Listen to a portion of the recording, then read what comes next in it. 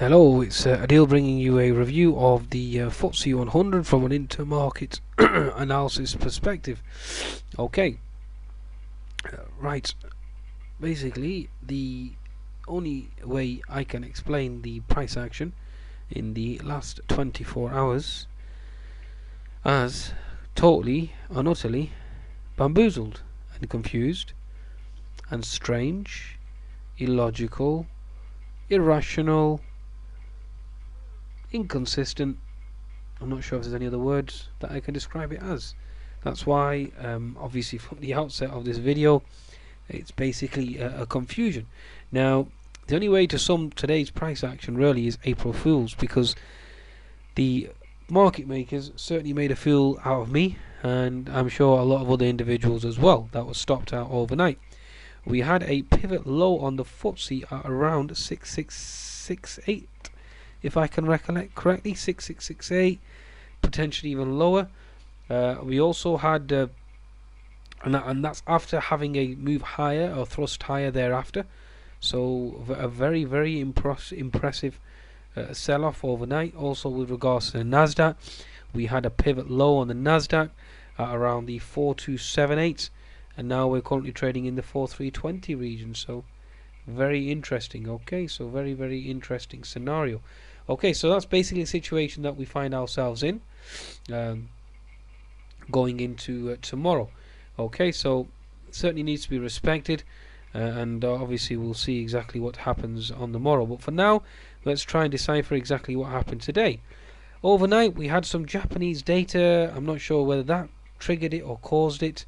Okay, but basically there was an en masse sell-off and carnage overnight, and like I said, there was a pivot low on the FTSE around the 68 region. So pretty impressive sell-off nevertheless. Okay, with regards to the FTSE 100. Okay, so this is basically the situation that we find ourselves in at this very juncture. Okay, so we had the Asian markets mixed. We had the Shanghai higher, we had the Hang Seng higher, and we had the Nikkei lower. Okay, and the Nikkei was the real drag, and that was really the reason for the sell-off overnight. Obviously, the Shanghai had Chinese data that came out slightly better than expected, although still weak, and obviously that fueled more speculation for more easy monetary policy, and therefore obviously that helps the equity market in that country. The Nikkei itself was negative. That's what dragged the markets down, and that also obviously caused a sell-off on the Nasdaq as well, and quite an impressive sell-off nevertheless. Okay, so that's the situation there overnight. So Nikkei negative, Shanghai and Hang Seng positive. Then in the morning we managed to retrace all the loss, given the fact that we had stronger European data that came out, and the FTSE went and hit as high as 6850 before it's finally started to sell off again back down to the 6800 region on the negative US data. Okay, and obviously the fear and the sell-off overnight basically. Okay, so at present the FTSE itself finished up at 36 points for the day. The DAX an impressive, well, not so impressive, 35 points for the day. The CAC itself and the Euro Stoxx certainly finished higher as well. Okay, so we had the sell-off overnight to obviously comprehend and react to the April Fool's joke. That's what I'm going to call this video, on April Fool's price action. Obviously, given the fact that the markets had basically fooled everyone in the sense that they were going to break. So, for example, if I go to the weekly chart on the Dow, obviously we have a very, very bearish scenario, and everybody's expecting a potential break lower down to the 17,150 level on the Dow Jones. So that's going to be interesting to observe. Okay, with regards to Dow, also with regards to the S&P 500, if I bring the chart with the S&P 500 up, a daily chart, as you can see, we are holding this potential support level down here on the daily chart, but on the weekly chart we certainly are very, very vulnerable. Obviously we've got this key trend line here that we must hold, and the bull scenario must play out in order for us to continue rallying higher. Obviously we are holding and defending these lows for now, and we'll see exactly how the markets play out on tomorrow. Okay, given the fact that the US markets have failed to make a lower low, that does obviously signify, or does indicate a potential bullish bias going into tomorrow. Okay, that's basically the situation and scenario that we find ourselves in there. Okay, now the situation with regards to the FTSE 100. Okay, so first of all, we've had the oil price move higher. So if I just bring up a chart of Brent, as you can see here, 10-minute chart of Brent certainly thrust higher, 60-minute chart certainly thrust higher. I can bring up a chart of crude oil to show you as well. Obviously gold moved higher. Copper, we have potentially started a reversal. We'll see exactly what happens with regards to copper, but certainly a move higher there as well. And crude oil, obviously we've moved higher and bang, slap bang, right back into the 200 MA. Okay, so it should be interesting as to how that plays out on the morrow again. Okay, so that's the situation that we find ourselves in with regards to oil. So the FTSE 100 certainly saved by oil for today. Okay, so let's go to our daily chart of the FTSE 100. Okay, so this is basically where we are. I mean, I've already drawn my trend lines in for the day, and I've done my work for the day as well. Okay, so weekly chart certainly remains obviously within the green candle. Again, same as the S&P 500, it's fighting daily to obviously for the bulls to hold on and keep this market bullish. Given the fact that we've had this big thrust green candle higher on the weekly chart, so that's basically all about holding that level, the lower level being 6740, so bear that in mind.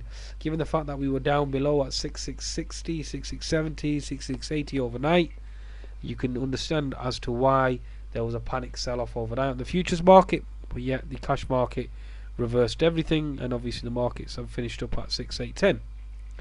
Again, that's what baffled me. If we have a break of this green trend line or green candle, obviously it's a long squeeze. The bulls certainly throwing the towel. But you can call it election uncertainty. You can call it the Iranian situation of flooding the market with oil and commodities moving lower. You can blame it on Greece. You can blame it on Yemen, etc., etc. You can blame it on a potentially stronger sterling and a rate rise.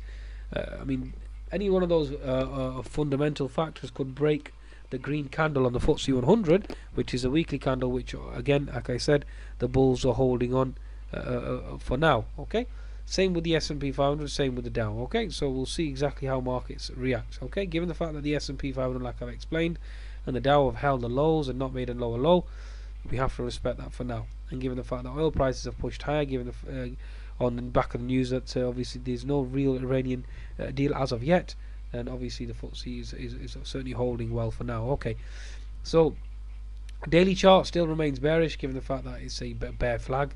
The 20 MA is slightly below the 50 MA, so again we'll see exactly geopolitical events will dictate whether or not we break down. So again, the bulls certainly have held in for now. Okay, so it'll be interesting to see exactly how this plays out. For now, this is the key line in the sand with regards to the FTSE 100.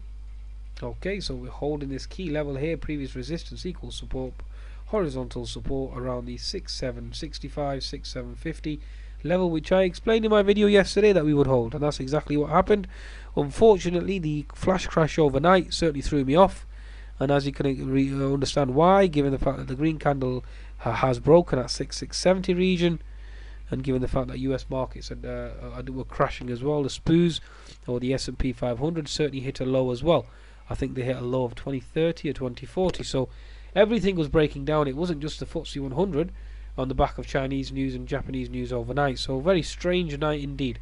Okay, 60-minute chart of the FTSE 100 we have now is a potential for inverted head and shoulders formation, so bear that in mind.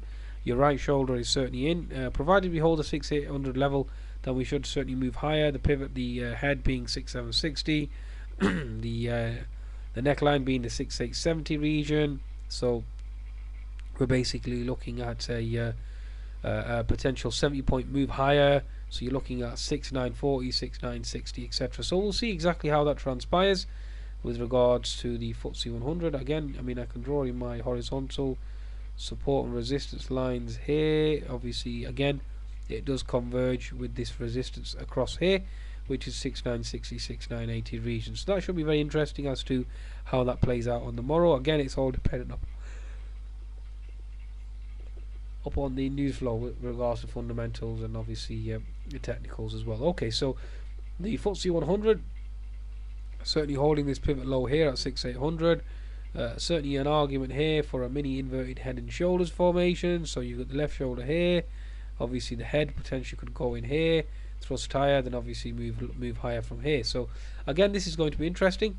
In the short term, obviously you've got resistance here at 6850 on the upside. You've got previous resistance equals support there, previous resistance equals previous support equals resistance there. So again, these levels will all come into play. 6840 to 6850 should see into short-term resistance on the FTSE 100, and we'll see exactly how that plays out on the morrow. Okay, folks. So that's basically the situation that we find ourselves in with regards to the actual FTSE 100. Now I can cross-reference that with the FTSE 250 and see exactly how that's faring. So let's go to the daily chart, the FTSE 250, again holding this key trend line support for now, horizontal support, so certainly needs to be respected. 60-minute chart at the moment, again holding this horizontal support, certainly needs to be respected. Again, there is a certain potential scenario. Again, destroying my horizontal support and resistance levels. So if we do come up to 17,300, that will certainly act as support, and this could be the head for a potential inverted head and shoulders later on. So the FTSE all share now, the FTSE all share, go to the daily chart, will be more or less a similar pattern, given the fact that we're holding this diagonal trend line support. Certainly you have to respect that for now, although it is an inside bar, so that certainly needs to be taken into account as well. Now, also an argument here with regards to an inverted head and shoulders, given the fact that the S&P 500 has failed to make a new low. There's your left shoulder, there's your head, you have your right shoulder going in, and obviously thrust higher, given the fact that oil prices have moved higher as well. If we do move higher on the inverted head and shoulders, then obviously we have these resistance levels here to watch out for, 3760, given the fact that the 3660 is the head, your neckline around 3710, so you're looking at a potential 60-70 point thrust higher to 3760. Certainly sounds like the level that we're going to observe.